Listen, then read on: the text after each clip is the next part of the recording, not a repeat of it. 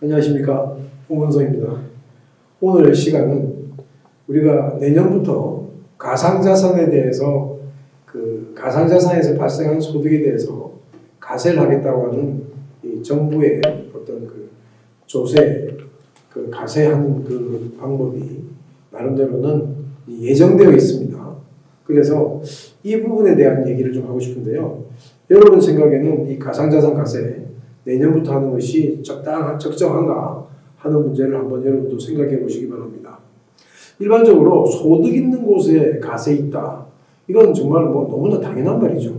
소득이 있으면 세금을 내야 되는 겁니다.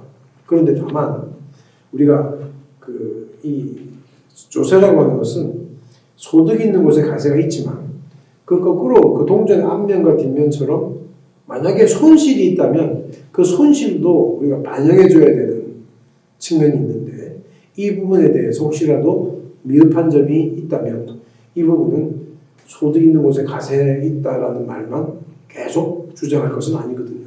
그래서 소득 있는 곳에 과세를 있다라고 말을 하려면 거기에 대해서 손실이 있을 때도 반영을 잘 합리적으로 반영해 줘야 됩니다. 그래서 지금부터 가상자산 과세에 대한 얘기를 해보려고 합니다. 교수님, 가상자산 과세 왜 필요하다고 보세요?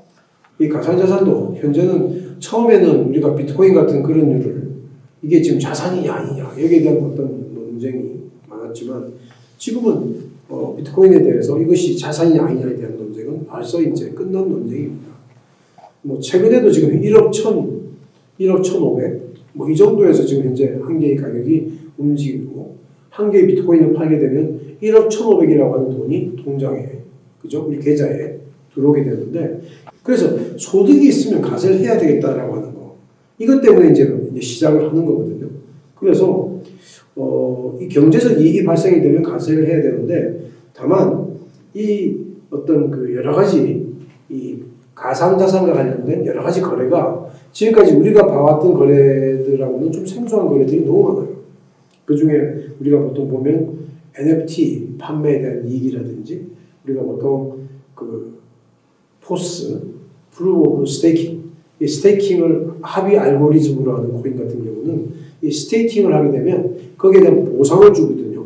그리고 이 스테이킹 보상이라고 하는 것은 이자하고 비슷하게 생겼지만 이것이 이자인가 하는 이런 부분들에 대해서 여러 가지 어떤 논의가 있기 때문에 이 필요는 하지만 이런 부분에 대한 논의가 지금 계속 같이 일어나고 있어요. 그래서 이 부분 한번 살펴보려고 합니다.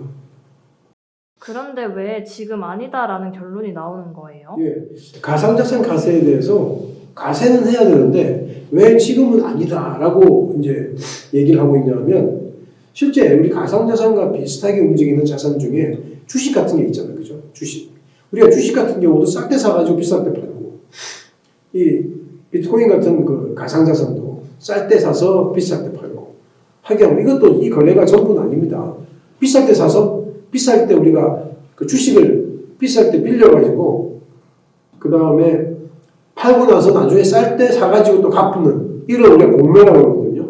이런 것처럼 이 비트코인 같은 경우도 빌리고 해서 이렇게 거래를 하는 경우도 있지만 일반적으로 여러분한테 제가 말씀을 드리면 쌀 때 사서 비싸게 파는 거잖아요. 그죠? 근데 이 쌀 때 사서 비싸게 파는 것이 주식하고 똑같은 모양을 하고 있는데 지금 주식 같은 경우는 대주주 과세라고 해서 아주 특정한 대주주 이외에는 소득에 대해서 과세를 안 하고 있습니다. 아직. 우리나라에서 금융투자소득 과세라고 하는 것을 통해서 그 주식 과세를 우리가 도입을 하려고 했었죠.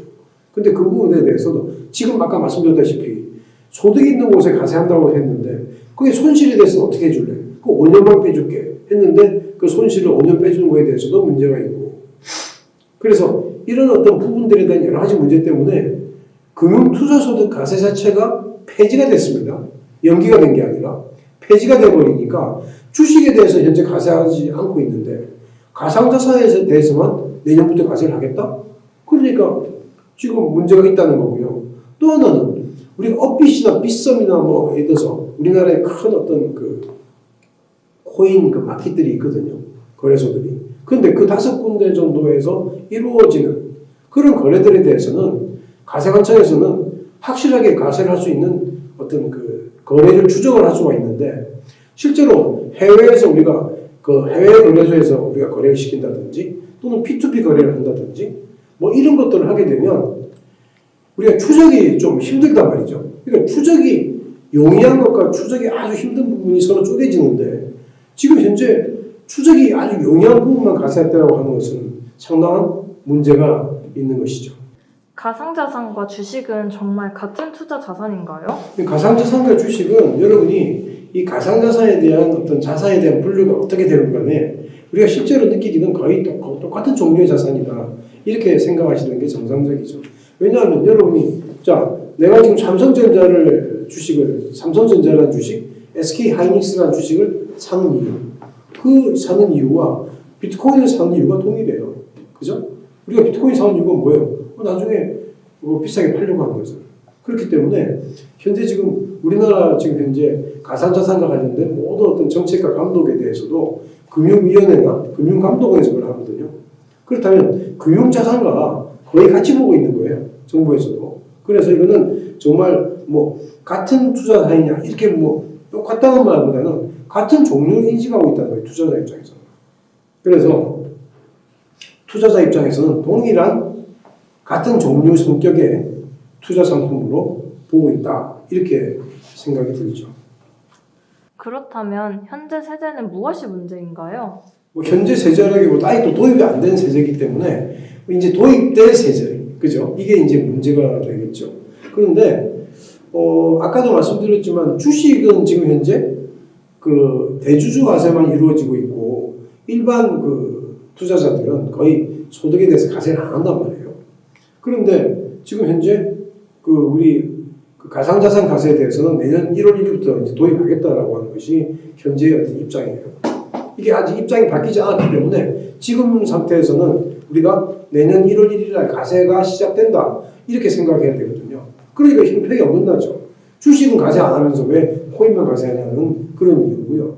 그 다음에 지금 현재 우리가 만약에 내년 1월 1일부터 과세가 된다 그러면 기타 소득으로 과세되게 돼 있는데 우리가 종합소득, 소득세에서도 종합소득하고 퇴직소득하고 양도소득이 있는데 종합소득 안에는 이자, 배당, 사업, 근로, 기타, 연금 이렇게 6개의 소득이 있어요. 그 중에 기타 소득을 과세한다는 거예요. 그럼 기타 소득 과세하는데 우리가 지금 금융투자소득 과세가 폐지가 되긴 했지만 도입되려고 할 때 어떤 그림이었냐면 금융투자소득 과세는 5천만 원까지 과세 공제를 해주겠다는 거였거든요. 우리가 그 차익에 대해서. 근데 이 코인 같은 경우는 250만 원까지만 공제를 해주겠다. 5천만 원과 250만 원이면 20배가 차이가 납니다. 공제 금액이. 그러니까 이런 것들도 아직은 둘 다가 하나는 폐지가 됐고 하나는 지금 아예 도입 예정이지만 이게 지금 만약에 도입을 한다고 그러면 내일 1일부터는 250만 원을 빼주고 그 다음에 그 1년 통상은 하지만 결소금도 뒤로 이월시킬 수도 없고 이런 것들이 문제가 되죠. 그래서 형평성이 어긋난다는 겁니다. 주식하고 코인하고는 비슷한 성격의 투자 상품으로 봐야 되는데 거기에 대한 과세는 완전히 다르게 이루어지기 때문에 지금 코인에 대해서 투자하고 있는 사람들은 만약 이게 이루어지면 주식과 항상 비교할 건데 그런 측면에서 형평성이 어긋난다. 이렇게 생각하는 거죠. 그렇다면 해결책은 무엇인가요? 해결책은 제가 보기에는 일단은 주식에 대한 과세가 먼저 이루어져야 된다. 그러니까 금융투자소득 과세가 폐지되는데 이걸 다시 살려야 된다.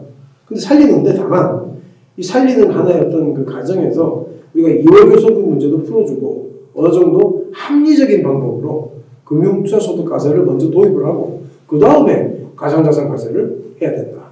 이렇게 생각하는 거죠. 그래서 이 코인 과세 같은 경우는 나중에 우리가 만약에 금융투자소득 과세를 하게 된다 그러면 조금 때가 이른 얘기긴 하지만 이 코인 과세도 금융투자소득 과세에 같이 묶어버려도 특별히 다르지 않다 할 정도로 성격이 같다라고 보면 되죠.